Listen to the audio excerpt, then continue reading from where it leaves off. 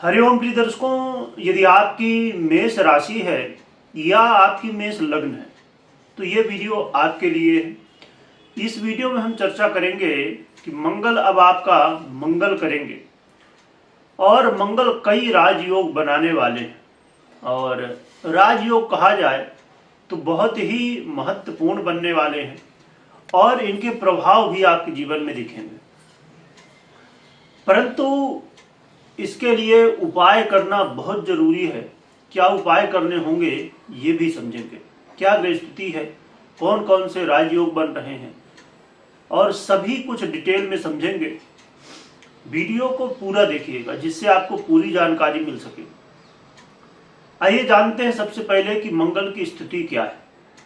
तो मंगल 7 दिसंबर को ये अपना राशि परिवर्तन करेंगे रात्रि में 8:15 पर, और ये 15 जनवरी को रात्रि में और 16 जनवरी की सुबह 28:27 पर ये अपना परिवर्तन करेंगे और धनु से फिर मकर में चले जाएंगे। तो लगभग 1 महीने 8 दिन का समय रहने वाला है।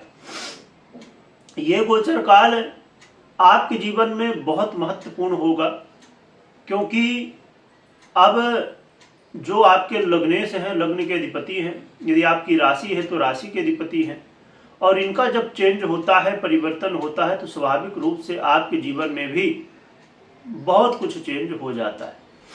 और मंगल अब धनु राशि में गोचर करते हुए आपके भाग्य भाव में गोचर करेंगे और आपके व्यय भाव, तृतीय भाव और आपके सुख भाव को भी प्रभावित करेंगे। मंगल का ये गोचर काल कई सारी गृहस्थितियों के साथ रहने वाला, युति होने वाली है, जिससे कई राजयोग बनेंगे। कौन कौन के ग्रह के साथ युति होगी ये समझते हैं। देखा जाए तो ये 7 तारीख से ही आ जाएंगे। 15 दिसंबर को सूर्य भी धनु में आ जाएंगे, तो सूर्य के साथ युति होगी जो कि 14 जनवरी तक युति रहेगी। इससे सौर्य नामक राजयोग बनेगा जो कि बहुत ही महत्वपूर्ण है और इसके बड़े लाभ भी हैं। क्या लाभ होंगे आगे हम जानेंगे। इसके अलावा 20 दिसंबर से ही शुक्र भी आ जाएंगे मंगल के साथ, और मंगल के साथ ये गोचर करेंगे। शुक्र का गोचर काल भी चलेगा जनवरी तक, और मंगल के साथ युति पूरा समय रहेगी। इसके अलावा बुध भी 29 दिसंबर से आ जाएंगे और पूरा जब तक मंगल रहेंगे, क्योंकि 16 तारीख तक है, तो पूरे समय बुध के साथ युति रहेगी। तो यहाँ पर कला योग और साथ में बुध भी रहेंगे, तो कला योग का निर्माण जो होने वाला है तो इसका भी प्रभाव बहुत ही महत्वपूर्ण होगा, और मैकेनिक योग का भी निर्माण होगा, तो बुध के साथ युति भी होगी। तो यहाँ पर ये 3 योग होंगे। इसके अलावा यहाँ पर पहले तो 2 ग्रही योग, फिर जब शुक्र आ जाएंगे तो त्रिग्रही योग, और फिर जब बुध आ जाएंगे 29 तारीख से, तो यहाँ पर चतुर्ग्रही योग बनेगा, जो कि चतुर्ग्रही योग बहुत ही कम देखने को मिलता है। अब डिपेंड करता है कि चतुर्ग्रही योग कैसा फल देगा। देखा जाए तो मंगल की युति शुक्र के साथ, सूर्य के साथ होगी, ये ठीक बात है, परंतु बुध के साथ युति अच्छी नहीं मानी जाती। तो त्रिग्रही योग जब तक रहेगा तब तक तो ठीक है, मतलब 29 तारीख तक। फिर 29 तारीख से बुध भी आ जाएंगे तो चतुर्ग्रही योग बन जाएगा, जो कि और भी कई योग यहाँ पर बनेंगे। आने वाले समय में हम जानेंगे अलग अलग समय पर जब पूरे स्थितियाँ बनेंगी। तो बहुत ही महत्वपूर्ण योग है, और इन ग्रहों का कहा जाए कि एक साथ आना एक बड़ी सूचना भी देता है। अब हम समझते हैं कि मंगल महाराज, देखिए, क्योंकि किसी भी विषय को जब गहराई से समझना है तो जरूरी है कि क्या तथ्य हैं उसे भी जाने। तो आपने राशि वाइज समझ लिया, योग भी समझ लिया, परंतु यदि गहराई में जाना है तो नक्षत्र को समझना होगा। तो मंगल का ये गोचर काल 7 दिसंबर से देखा जाए तो शुरू तो हो जाएगा धनु पर देखने के लिए, परंतु जब आप नक्षत्र के दृष्टिकोण से देखते हैं ना, तो इसके प्रभाव कुछ अलग हो जाते हैं। अधिपति अलग होते हैं अलग अलग नक्षत्रों के, तो प्रभाव भी अलग अलग देखने को मिलते हैं। तो 7 दिसंबर से लेकर 25 दिसंबर तक केतु के नक्षत्र मूल नक्षत्र में ये गोचर करेंगे।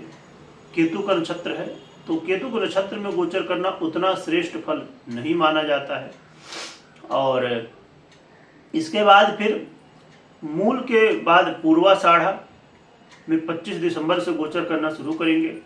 तो ये 11 तारीख तक, 11 जनवरी तक पूर्वाषाढ़ा में गोचर करेंगे, जो कि शुक्र का नक्षत्र है। तो यहाँ पर गोचर काल अच्छा माना जाएगा। उस समय शुक्र की युति भी होगी और शुक्र के साथ गोचर भी करेंगे और नक्षत्र में गोचर करेंगे, तो दोनों स्थितियाँ होंगी। और फिर उत्तराषाढ़ा में आ जाएंगे 11 से लेके 15 तारीख तक। तो ये बहुत अच्छा समय होगा, क्योंकि इस समय ये सूर्य का नक्षत्र होगा, तो सूर्य के नक्षत्र में गोचर कर रहे होंगे, तो बहुत ही अच्छा है। उस समय युति में भी रहेंगे 14 तारीख तक। तो ये कुछ नक्षत्र के गोचर काल इनके होंगे। पर इसमें एक चीज बहुत जरूरी है, देखिए उपाय करना। क्यों उपाय करना बहुत जरूरी? क्योंकि ये तो ये युति बन रही है, बुध के साथ युति बनना। और दूसरी एक महत्वपूर्ण स्थिति है कि मंगल इस समय अस्त अवस्था में है, नवंबर से ही 5 नवंबर से ही ये अस्त अवस्था को प्राप्त है। तो अभी ये पूरा समय अस्त ही रहेंगे जब तक यहाँ पर धनु पर गोचर करेंगे। तो इनका जो अस्त काल है, ये मंगल के जो प्रभाव ये राजयोग बन रहे हैं इनमें कमी ला देता है, और जिसकी वजह से जरूरी है कि मंगल के लिए उपाय किए जाए, मंगल को बलवान किया जाए।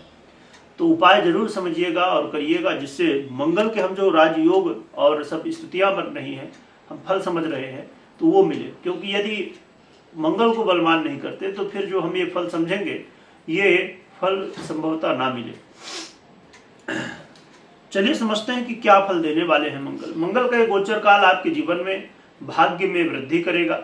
आपके जीवन में कई सारे ऐसे काम होंगे जो कि रुके होंगे। आप देखते हैं जब कोई काम करते हैं तो कई बार सफलताएं नहीं मिलती है। मेहनत तो कर रहे होते हैं, सब कुछ अच्छा चल रहा होता है, परंतु रिजल्ट नहीं मिल रहे होते हैं। तो यहाँ पर कई बार हम देखते हैं कि समय का साथ नहीं मिलता, भाग्य का साथ नहीं मिलता।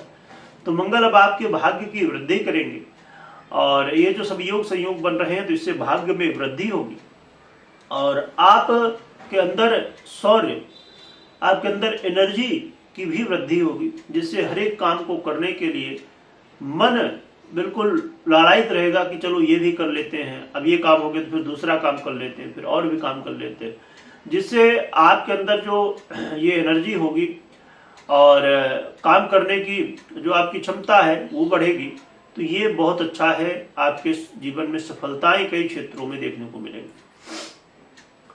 इसके अलावा देखा जाए तो धर्म से जुड़ने का मन, पूजा पाठ और कई बार धार्मिक यात्रा करने का भी मौका, ये सब चीज देखने को मिलेगी। इससे आपको पुण्य लाभ भी होगा, भगवान की कृपा भी प्राप्त होगी। इसके अलावा यदि आप यात्रा करना चाहते हैं, लंबी यात्रा, विदेश यात्रा करना चाहते हैं, उसके मौके मिलेंगे। विदेश से जुड़े हुए कामों में बेनिफिट होगा। और यदि आप लगातार व्यय की स्थितियों से परेशान थे तो उसमें कमी आएगी। मंगल के प्रभाव से भाई बंधुओं के साथ आपके जो वाद विवाद थे वो दूर होंगे, आपस में प्रेम बढ़ेगा।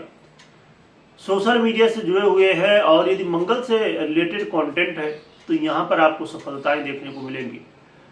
और इस समय आप देखेंगे कि ऑटोमेटिक आपको लगेगा कि नहीं, एक वीडियो बनाना था या एक पोस्ट लिखना था तो नहीं 2 कर लेते हैं, चलो 3 कर लेते हैं, ऐसा। तो इससे ग्रोथ होने की संभावनाएं और बढ़ेगी। भूमि भवन से संबंधित भी लाभ होगा, क्योंकि मंगल भूमि का आधिपत्य रखते हैं, पृथ्वी का आधिपत्य रखते हैं। तो यदि आपको जैसे प्रॉपर्टी, घर खरीदना हो या बेचना हो, जमीन खरीदना हो, बेचना हो, प्रॉपर्टी से रिलेटेड जो भी काम हो, आपको खरीदना बेचना हो, या प्रॉपर्टी से रिलेटेड आप काम करते हैं, ब्रोकर है, बिल्डर है, तो ये आपके लिए बहुत अच्छा है। यहाँ पर लाभ मंगल दिलाएंगे। आपके जीवन में सुखों की वृद्धि, गाड़ी वाहन खरीदना हो या और भी ऐसे काम जो लग्जरी से संबंधित हो, जो खासकर आपके जीवन में आवश्यक चीज़ें हों, आपकी ज़रूरत हो, तो वो सब चीज़ें मंगल इस समय दिलवा सकते हैं।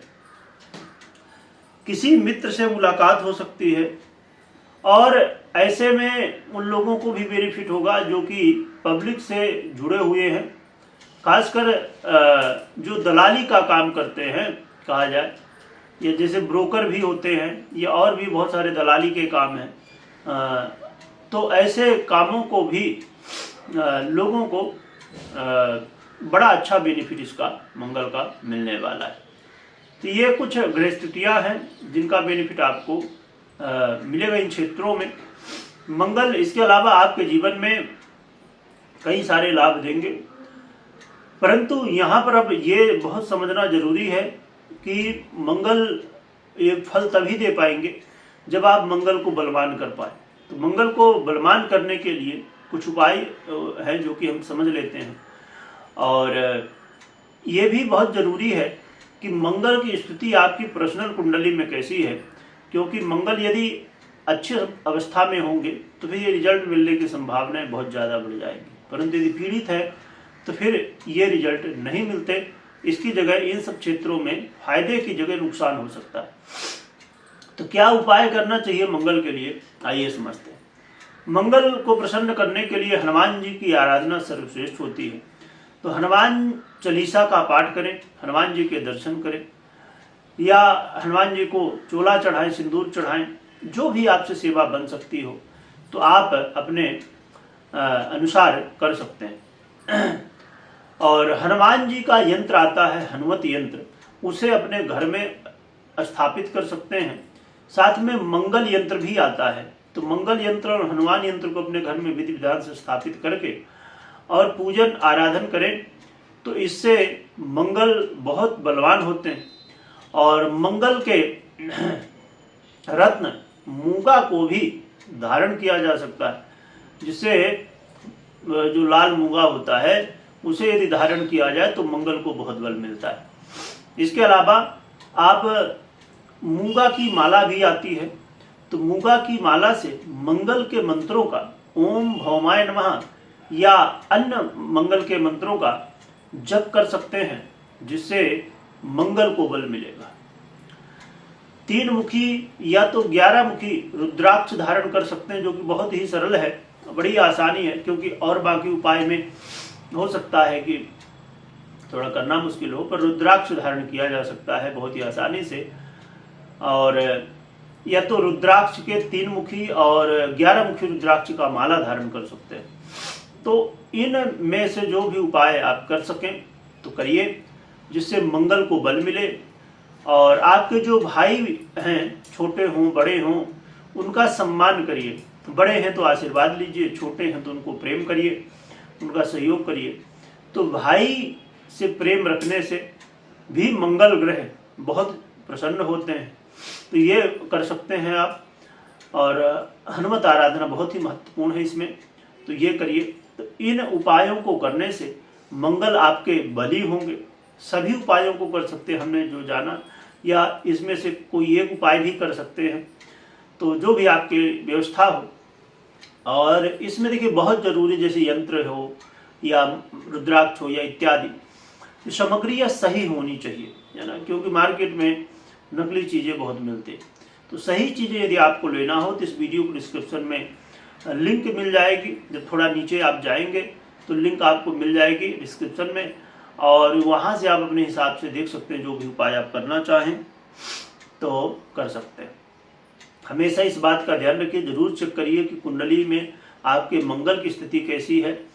बिना पर्सनल कुंडली विश्लेषण का निर्णय नहीं लेना चाहिए।